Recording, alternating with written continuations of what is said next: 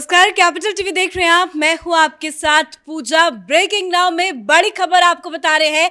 नए संसद भवन को लेकर विपक्ष को करारा झटका सुप्रीम कोर्ट से लगा है। सुप्रीम कोर्ट ने संसद भवन के खिलाफ दायर याचिका को खारिज कर दिया। साथ ही याचिकाकर्ता को सुप्रीम कोर्ट ने जमकर फटकार भी लगाई है। इस बड़ी खबर पे मेरे साथ न्यूज रूम से जुड़े हुए हैं कैपिटल टीवी के editor in chief doctor Manish Kumar. क्या कुछ हुआ आज सुप्रीम कोर्ट में? सुप्रीम कोर्ट में वही हुआ जो कल हम लोग लगातार कह रहे थे कि ये लोग जो सुप्रीम कोर्ट गए हैं 5 मिनट में इसे डस्टबिन में डाल दिया जाएगा, क्योंकि इस तरह की बकवास विपक्ष करने की जो कोशिश कर रहा है कानून के हिसाब से वो कहीं स्टैंड करता ही नहीं है। और ना ही सिर्फ इस पिटीशन को डिसमिस किया गया, जज साहब ने कहा कि तुम शुक्र मनाओ कि तुम्हारे ऊपर जुर्माना नहीं लगा रहे हैं।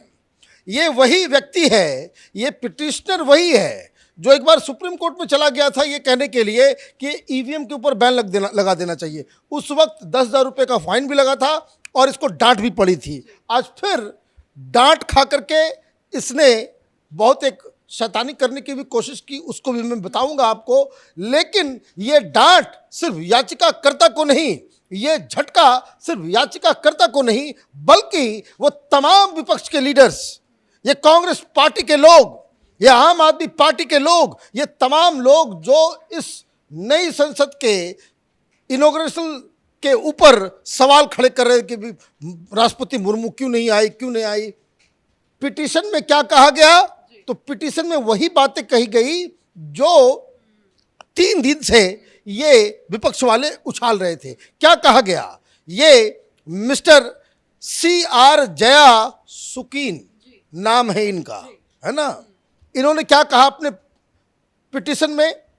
The statement issued by Lok Sabha secretariat on May 18th and the invites issued by Secretary General of Lok Sabha for the inaugural function of the new building are in violation of Indian Constitution। कहा भाई illegal है। Court ने कहा बकवास बंद करना बंद करो। तो कौन हो तुम? What is your locus standard? तुम किसी चीज को कैसे कह दोगे? तो क्या दलील दिया इसने? That the president is the first citizen of India, this regard and head of the institution of parliament, that all important decisions regarding the country are taken in the name of Indian President. The Parliament consisting of President and the 2 houses, Rajya Sabha, Lok Sabha, holds the supreme legislative authority in India, and the President possesses the authority to summon and prorogue Parliament or dissolve the Lok Sabha। ठीक बात है, यही कह रहे थे ना ज्ञानी लोग टीवी पे आके।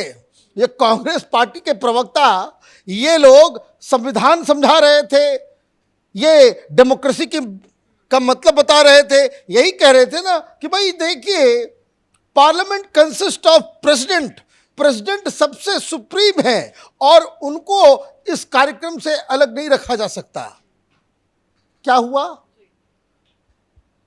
भाई? जहां आप पॉलिटिकल ब्राउनी पॉइंट लेना है ये पत्रकारों के बीच टीवी के डिबेट में, वहां तो आप बकवास कर लिए।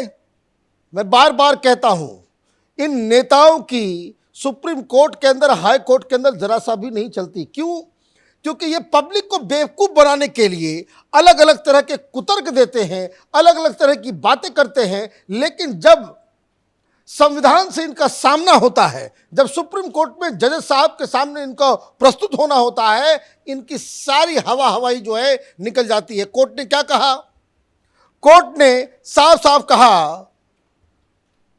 कि ये हम इंटरटेन ही नहीं करेंगे, ये बेकार की बातें, इसको हटाओ। तो इसने ये कहा कि माय लॉर्ड गिव मी, अगर आप इसको डिसमिस कर रहे हैं तो मुझे कम से कम विड्रॉ करने का मौका दीजिए, कि so that I withdraw my plea. तो जज साहब ने हड़काया, डांटा भी, कहा कि भाई इतने देर से तुम कुतर्क दे रहे हो और जब तुम्हारी कोई बात नहीं चल रही है तो तुम अब पिटीशन को विड्रॉ करना चाह रहे हो। तो उसके बाद जो SG हैं उनको पूछा जज साहब ने, भाई आपका क्या स्टैंड है? वो सरकारी वकील हैं। उन्होंने कहा कि माय लॉर्ड ये बदमाशी कर रहा है, ये अगर अभी विड्रॉ कर लेगा तो विड्रॉ करने से इसको एक मिल जाएगा बहाना और यह भी तुरंत हाईकोर्ट मूव कर जाएगा कि ताकि किसी तरीके से ये जो कार्यक्रम चल रहा है उसमें विघ्न डाला जाए। आप बात समझिए कि किसी तरीके से विघ्न डाला जाए। तो आप अभी सुप्रीम कोर्ट में कह लेगा कि भाई आप विड्रॉ कर ले रहे हैं। आप अगर विड्रॉ करने को अलाउ करते हैं तो इमीडिएटली फिर ये हाई कोर्ट में जाकर के फिर ये तांडव करेगा। तो क्या आप हाईकोर्ट जाएंगे? अब कहां से जाएंगे? जैसा आप समझ गए कि भाई इसका इंटेंशन ये नहीं है कि भाई प्रेसिडेंट को इज्जत देना है या संविधान को स्थापित करना है या कोई बहुत बड़ा ये हो रहा है। ये सारी चीजें तो हो नहीं रही, ये न्यूसेंस क्रिएट करना चाह रहा है। तो जज साहब ने कहा कि भाई आपकी बात सही है, द प्लीज डिसमिस्ड, अब ये कहीं नहीं जा सकेंगे। तो क्या हुआ? विपक्ष को झटका लगा, विपक्ष की सारी दलीलें वो खत्म हो गई। जो तमाम जो आर्गुमेंट दिए जा रहे थे वो बिल्कुल फेल हो गए।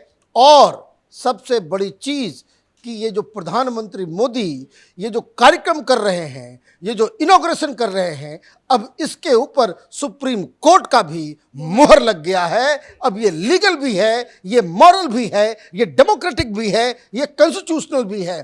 तो अब कितनी बार इस विपक्ष को जो विचारधारा विहीन हो चुका है, वैचारिक स्तर पर यह दरिद्र हो चुका है, ये कब तक अपनी ये इज्जत जो है उसकी ऐसी की तैसी करवाएंगे। हालांकि आज सुप्रीम कोर्ट ने एक अहम टिप्पणी ये भी की कि हमें पता है कि आप लोग ऐसी याचिकाएं क्यों लेकर आते हैं। यानी कि अब सुप्रीम कोर्ट भी समझ चुका है कि विपक्ष इस तरह की याचिकाएं क्यों जबरदस्ती दाखिल करवाता है। देखिए, सबको मालूम है, मैं बार बार कह रहा हूं कि ये आम आदमी पार्टी हो या कांग्रेस हो, उसके तमाम चट्टे बट्टे और उसके दलाल पत्रकारों का जो पूरा एक गैंग जो ऑपरेट करता है, इन लोगों के साथ दिक्कत क्या है? ये एन केन प्रकारेण ये प्रधानमंत्री मोदी के हर चीज को, मैं तो सुन रहा था कि कोई एक विपक्ष का लीडर वो कह रहा है कि अभी इनॉग्रेट करना है कर लो, जितना नाम लिखवाना है लिखवा लो, जिस दिन हमारी सरकार आएगी हम मोदी का नाम हर जगह से हटा देंगे। भाई ऐसे ही हटा दोगे? तुम्हारी बपौती है? इस तरह की बातें आप करने का दुस्साहस कैसे करते हो? इसका मतलब है कि आपको जनता के ऊपर जरा सा भी विश्वास नहीं है।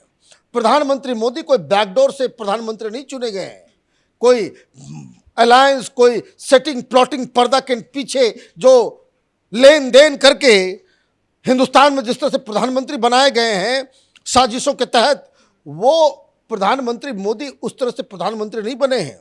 दो बार डंके की चोट पे जनता उनको वहां बिठाती है। अगर आप इस तरह से चीजों को विरोध करते हैं बिना सिर पैर के, इसका मतलब साफ है कि आप जनता के फैसले को आप चैलेंज कर रहे हो। पहले तो उद्घाटन को लेकर ये कह रहे थे कि नहीं राष्ट्रपति से कराया जाए। अब जब से सेंगोल के बारे में अमित शाह ने जानकारी दी है, अब विपक्ष इसको लेकर भी सवाल खड़े कर रहा है। देखिए, ये विपक्ष इतना वैचारिक दरिद्रता से जूझ रहा है कि जिसको शेर के दांत के साइज से दिक्कत है, शेर का मुंह कितना खुला हुआ है उससे दिक्कत हो जाता है। अब ये नया मसला इन लोगों ने उठाया, सुप्रीम कोर्ट से लात पड़ा तो अब ये जो है संगोल का मसला उठा रहे हैं। ये जयराम रमेश, ये चाइनीज लोगों के लिए पैसा चंदा इकट्ठा करने वाले कैम्ब्रिज के अंदर जब हिंदुस्तान पे हमला हुआ था, उनके सैनिकों को कपड़ा मिल जाए और जूता मिल जाए उसके लिए पैसा इकट्ठा करने वाले लोग, ये वामपंथी जो अब अपने खाल को बदल के कांग्रेसी बन गए हैं, ये कह रहे हैं कि ये जो सेंगोल जो है, ये जो राजदंड जो है वो बोगस है। भाई बोगस कैसे है ये बताओ? तो बोले भाई इसका कोई तस्वीर नहीं है, सारे कांग्रेसी आ गए। क्यों? क्योंकि इनकी चोरी पकड़ी गई। संगोल बाकायदा एक ट्रांसफर ऑफ पावर का एक बड़ा ही अहम हिस्सा था। और ये बता दो कि ये जवाहरलाल नेहरू के घर में क्या कर रहा था? यह आनंद भवन इलाहाबाद में फर्स्ट फ्लोर पे इसको रखा गया था। तो वहां पे किस तरह के सुनहरी छड़ी, नेहरू जी की सुनहरी छड़ी, ये छड़ी था। ये क्या पैदल नहीं चल पाते थे जवाहरलाल नेहरू? उनको छड़ी की जरूरत पड़ती है। और वॉकिंग स्टिक भी होगा वो 5 फीट का होगा। पब्लिक को आपने बेवकूफ समझ रखा है कि आप वो इसलिए छुपाया गया क्योंकि उसके ऊपर नंदी जी विराजमान हैं। यह भगवान शिव से जुड़ा हुआ एक प्रतीक चिन्ह था। उसे आपने नेहरू जी की सुनहरी छड़ी, शर्म आनी चाहिए इन लोगों को। कि आप लोगों ने हिंदुत्व के तमाम प्रतीक चिन्हों के ऊपर जिस तरह का कलंकित करने का काम किया है, और अब आपके पास ये मुंह है ये कहने का कि ये जो है वो कोई सब बोगस है। दुनिया में सब कुछ बोगस है। आपकी राजनीति बोगस हो गई है, आपका अध्यक्ष बोगस है, आपकी पार्टी बोगस है, आपकी विचारधारा बोगस है। ये दरिद्रता की एकदम पूरी निशानी है। अभी कर्नाटक में क्या हो रहा है आज खबर करेंगे हम लोग, कि जिस हिसाब से वहां पे लोग सड़क पे आ गए हैं, भाई 5 जो तुमने झूठ बोल के लोगों को वोट लिया, अब उसको पूरा करो। तो खैर ये बोगस लोगों की जमात है। मैं तो शुरू से कह रहा हूं ये बीजेपी वाले भी ये जरूरत से ज्यादा ही जो है ना बेवकूफी करते हैं। भाई एक बार इन लोगों ने कह दिया भाई बहिष्कार करेंगे, ये बार बार बीजेपी के लोग आकर के कह रहे हैं कि नहीं हम तो अभी भी रिक्वेस्ट करेंगे, आ जाओ आ जाओ। भाई ये कंटक लोग हैं, इनको बाहर ही रखिए। लेकिन अब विपक्ष आगे क्या करेगा? बयानबाजी तो चल रही है, सुप्रीम कोर्ट से भी झटका लग गया है, अब 28 तारीख भी करीब है, अब आगे क्या? हाथी चले बाजार, बाकी लोग भौंके हजार, उससे कोई फर्क नहीं पड़ता है। देश जो है वो इंतजार कर रहा है 28 तारीख के सवेरे 7:30 बजे, जब वेद के उच्चारण से, मंत्रों के उच्चारण से ये नई संसद गूंजेगी और पूरा देश उसके साथ जश्न मनाएगा। जिसको आंसू बहाना है अपने ड्राइंग रूम में टीवी देखते देखते अपना वो आंसू बहाएं। धन्यवाद जानकारी के लिए। तो सुप्रीम कोर्ट में एक याचिका दाखिल की गई थी। याचिकाकर्ता की मांग थी कि इस नए संसद भवन का उद्घाटन प्रधानमंत्री के हाथों नहीं बल्कि राष्ट्रपति के हाथों से होना चाहिए, जिसको लेकर आज सुप्रीम कोर्ट में अहम सुनवाई हुई और सुप्रीम कोर्ट ने 5 मिनट के अंदर ही इस याचिका को फौरन खारिज कर दिया। साथ ही याचिकाकर्ता को जमकर फटकार भी लगाई है। इस बड़ी खबर में मेरे साथ फिलहाल इतना ही। कैमरा पर्सन भोला के साथ मैं पूजा, कैपिटल टीवी।